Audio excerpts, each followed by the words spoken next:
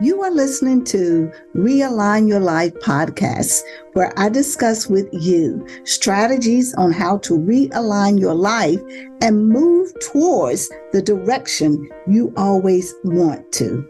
I am Vivian, the host of this podcast, and every week I will bring value on how to improve and realign your life either through a guest or my thoughts. I can't wait to share what we have this week. It's time to realign your life. Well, welcome back to Realign Your Life podcast. I am so excited to have you to join today. I just can't get away from the subject of mindfulness. So we're going to delve into that a little bit more on this episode.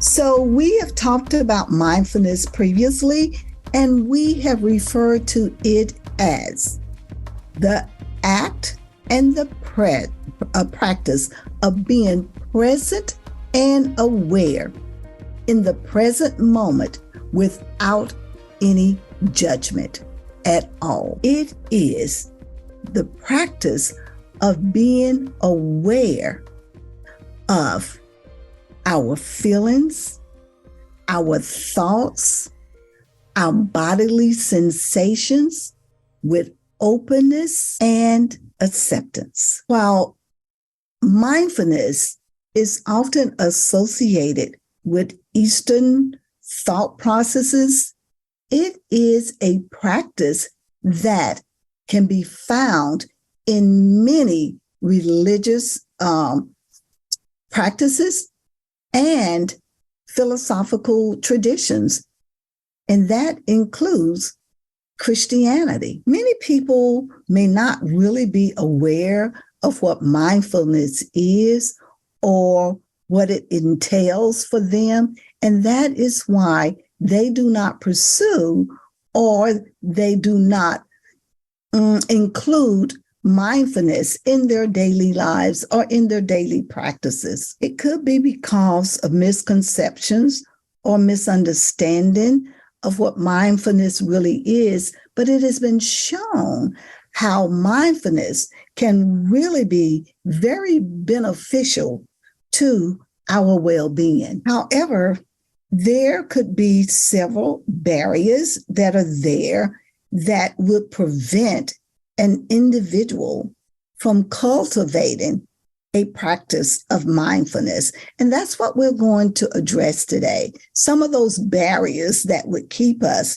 from being able to move forward and being in the present moment without that judgment and being open about it and being self-assertive. When we address those barriers that keep us from being mindful, it can open up a whole new world of self-awareness for us, and also it can cultivate a greater sense of presence and inner peace in our lives.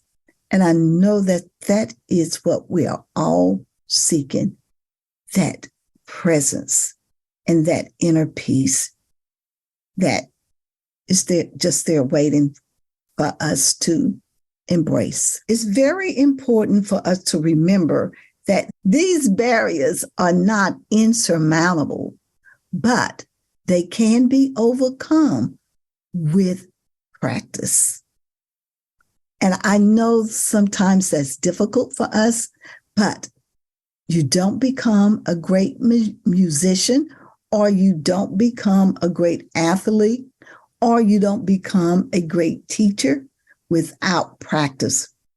And you certainly don't become a great podcaster without practice. I can attest to that. So these barriers can really be overcome with patience, the right kind of support, and the right approach. So starting with small steps that are manageable, seeking the right kind of guidance when that's needed, being compassionate with ourselves are some helpful strategies in overcoming these obstacles and developing a very good and great, meaningful mindfulness practice. So let's look at what that looks like. So we want to talk about some of the barriers that people may face. And remember, these may vary from person to person. You may not have any of these barriers, or you may have one or two of these barriers, or you may say, oh, wow, yeah, that's keeping me from getting to where I need to be. So let's delve into it. Let's just dive into it. One of the primary barriers to mindfulness is the busyness of the mind. The human mind tends to wander and say very, very busy. And it's a real challenge for many people to be able to rein in all of those thoughts that are constantly going through their mind. You know, here is one for an example. I can be in my prayer time or my meditation time, and all of a sudden, out of nowhere, comes this thought of, did I remember to close the door? Or, wow, wonder what is going to happen on that next episode of this movie or show that I'm watching. So the mind is very, very busy. Do you know that the human mind has over 70 thoughts a day? They go through over 70 thoughts a day. And women's minds are a lot busier and have more thoughts than men. Wow. Who would have thought? Now, according to the National Science Foundation, 80% of our thoughts are negative, and 95% of our thoughts are repetitive. So you know that it takes time and practice to train the mind to settle and focus on the present. So don't become defeated or think that you're losing a battle or you'll never be able to do this. Remember, once again, we're realigning in our life, and it is a process, it's a journey, and it takes time, practice, and focus. Another barrier for the lack of mindfulness is impatient and unrealistic expectations. Some people may have results immediately, and be able to practice mindfulness right away. But just remember, it is a skill that develops over time. Impatience and unrealistic expectations can lead to frustration and discouragement, making it harder to persist and to win the battle. Remember, once again, it's a journey. It's a journey. So be patient with yourself. Be compassionate to yourself. And just know you will get there. You will get there. The third barrier is lack of time. Wow. We can say lack of time, but that's all we have is time. We all have 24 hours in the day, but we can become so bombarded with so many things going on in our lives. We're here, we're there, we're meeting here. We've got, if you have a family, if you've got kids that are involved in this or that or the other. And, one of the things that I found in volunteering or being a part of organizations is the busy people are always the people that people go to because they know that those are the people that will get things done. But the lack of time can be a huge barrier to you being able to practice mindfulness and really being and focused and aware of the present. But it's so important that we don't struggle to take care of ourselves. That mindfulness is a part of self-care. And if you don't stop and take time to once again smell those roses, how can you have a real sense of well-being? How can we really take care of our mental health? We hear a lot about mental health today, but is it just talk? Or are we going to really stop and take that time to really focus on what is happening to us right here and right now in the present moment? And I know that we all have times that that we are busier than others, but even just a short period of time, just 5 minutes, 10 minutes at a time, just to stop and to think, you will realize how beneficial that can be for you. Another barrier could be resistance to discomfort. We don't want to think about, or we don't want to address what's happening right now in the present. And these moments could be physical discomfort, difficult thoughts that we are having, or an uncomfortable situation that we need to face. And some people just find that a challenge to be able to just stop and be in the present and to confront those issues. And I was just speaking earlier with somebody, and we talked about being able to have those difficult conversations. But it doesn't matter if you walk away angry or you walk away, and you don't have a resolve right there in that moment, but at least you're facing it. You're facing it and you're taking care of it and not taking it on to another whole level.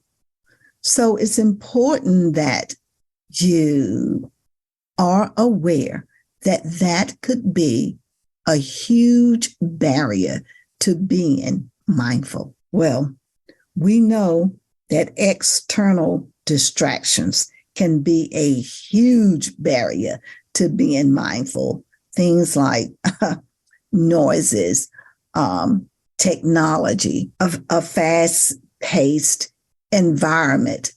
We talk a lot about being able to be multitasking.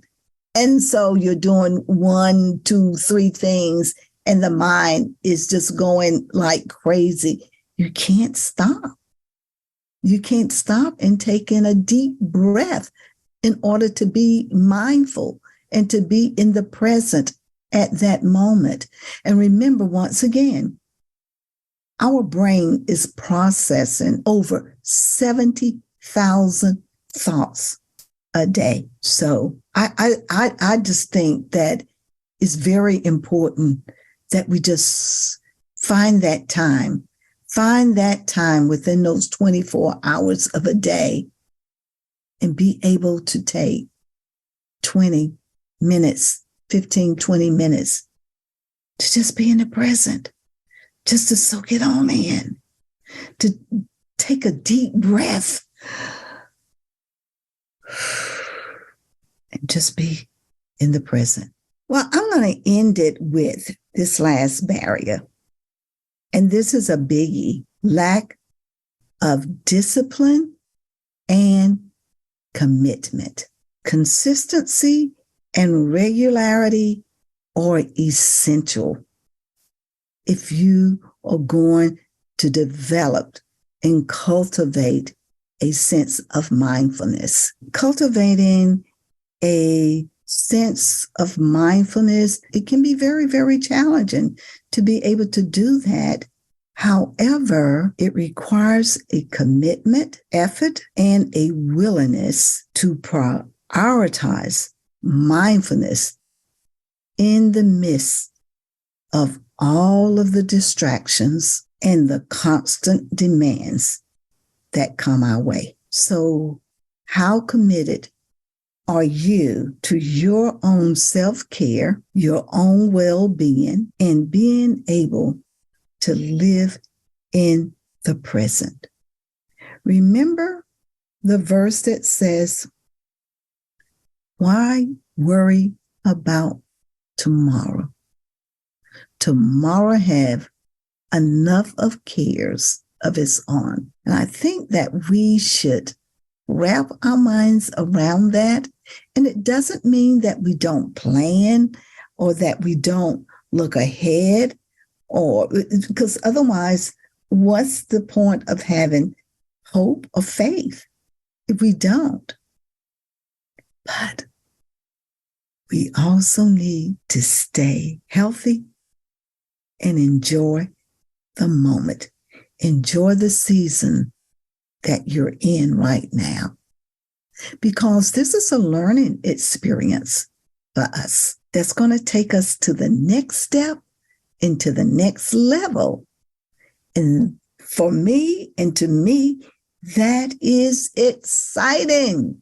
So in conclusion, mindfulness has the ability to transform our relationships with others, ourselves, and the world. When we recognize and address these barriers that keep us from mindfulness, we can embrace the present moment and cultivate a greater sense of peace, clarity, and well-being. Wow, I know you want that. I want that for you. I want it for myself. So we can embrace that and we can actually help each other. Because when you are doing that and I'm doing that, hey, we're making a better world, because we are better equipped to navigate the challenges that come before us. So let us embark on this journey together, overcoming these obstacles one step at a time, as we discover the profound benefits of mindfulness in our lives. Well, once again, thank you for joining in on this episode. If you have enjoyed it and you have found it beneficial for you, please, just like you would share a great restaurant or a good book, please share this with someone that you think that it would benefit also. So in the meantime, I look forward to seeing you in our next episode, and I invite you to be mindful and to have peace. I hope you enjoyed this episode. The best gift that you could give me is to share this podcast with family and friends. And don't forget to review it. That way, this podcast will grow organically. If you need to reach out to me, please check out my Facebook page, DM me there, or you can email me at godskow@gmail.com. We have upcoming Bible studies that we would love for you to join us in, or if there is a guest or someone that you would like to see me interview on this podcast, please let me know. We are here to work together to realign our lives. Until the next episode, take care, and I look forward to sharing more and more with you as we realign our lives. Peace until next week.